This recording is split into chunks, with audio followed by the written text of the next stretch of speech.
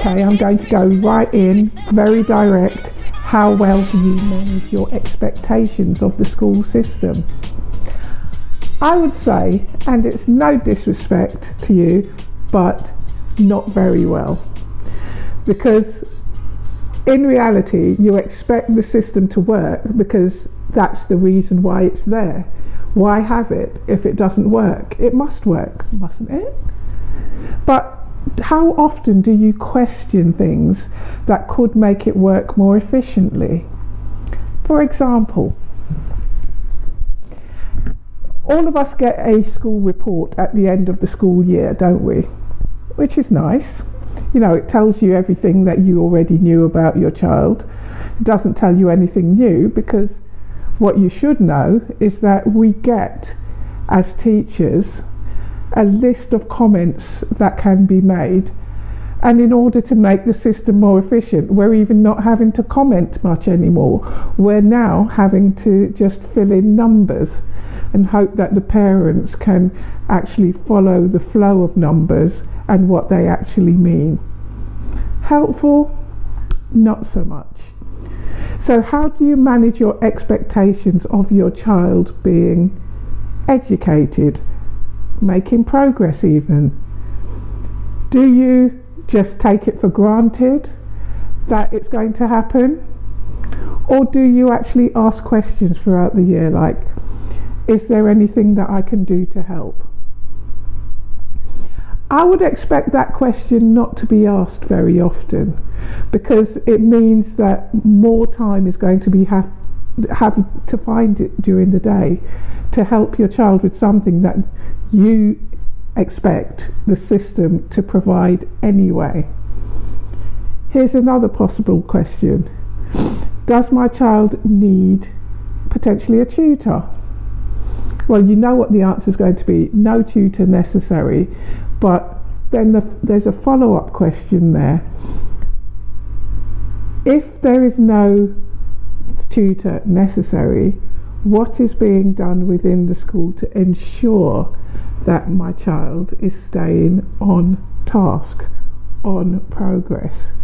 What is being done? But we don't ask the question because we're not managing our expectations. We're just expecting things to be done.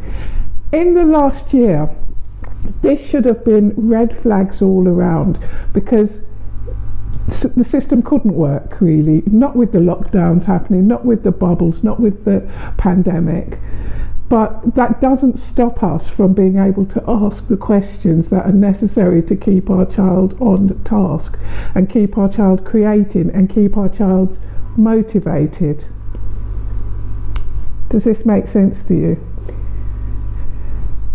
We envision the system as it was, okay, but that system was only built for a certain number and type and organization of the world, you know, so it was only built for people who wanted a certain type of job, so they knew how to move from class to class, how they knew how to do as they were told, how to move in silence, how to not attract attention to themselves, otherwise they face the consequences.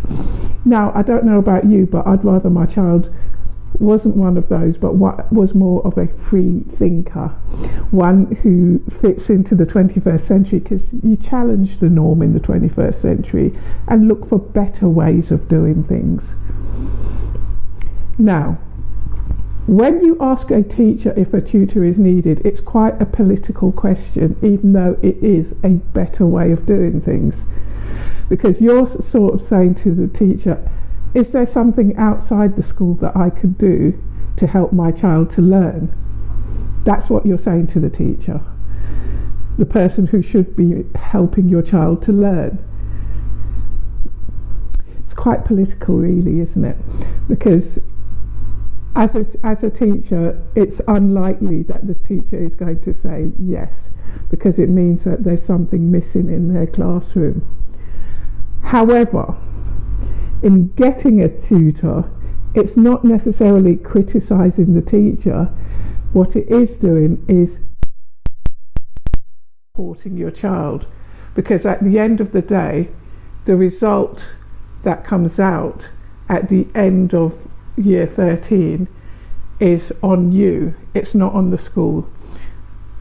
Yes, the school would like good results because it makes them look good and it makes them more people want to go there, but that's about it. That's about the attachment that they have to your child. You have more of an attachment because you love your child. You're living with your child forever. Well, hopefully not forever, because they'll go off and have a life of their own, but you're bringing them up and you want the best for them. So this all takes us right back around again. Do you expect the school system to produce what you want? Bearing in mind we've got 30 people in a class, 30 different personalities. Or should you manage your expectations and actually say, you know what, thank you teachers for what you're doing, and I'm sure you're doing the best that you can do with the resources that you have, but I would like my child to end up with a little bit more about them, a little bit more free thinking, a little bit more individuality, and because of that I'm going to get them a tutor. It's quite a balancing act at the end of the day, and it's one that's not easy to do, but it's one that should be considered. All I'm saying to you today, all that I would like you to understand is manage your expectations. Do not just assume because it's there, because it's not a paying school potentially or a private school potentially, that it's going to deliver what you want. It's not going to. You need to make a plan about what you and your child want for your child's future. You need to do that. You need to think about what needs to be done. I'm here to help you make that decision with a free, no obligation discussion at jgeducate.com at any time that you book on my calendar, which you'll get on jgeducate.com. I'm willing to discuss anything with you and to give you free, with no obligation, the steps forward, because that's what I do. I'm an educator. I like to keep it moving for the kids. Now, that's enough for this week. Just some food for thought. Have a good week, and I will see you next week. Same time, same place.